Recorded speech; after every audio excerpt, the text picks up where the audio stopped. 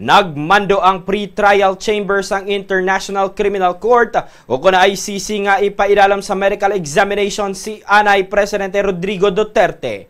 Iniagod ma-determinar kung fit bala ang Anay Presidente nga magpailalam sa pre-trial proceedings lakip na sa confirmation of charges.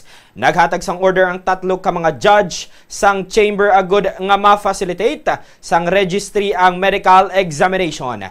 Dapat man nga ihatag ang kompleto nga mga record ni Duterte sa panel sang tatlo ka independent medical experts. Ini nga mga eksperto ginabugusan sang isa ka forensic psychiatrist, isa ka neuropsychologist, kag isa ka geriatric and behavioral neurologist.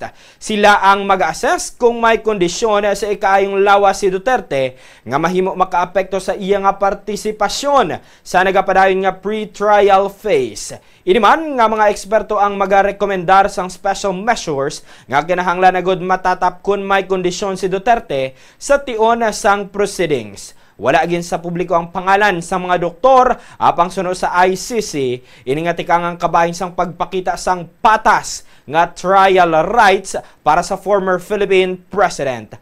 Matandaan, igin basura sang ICC ang request sang kampo ni Duterte para sa interim release.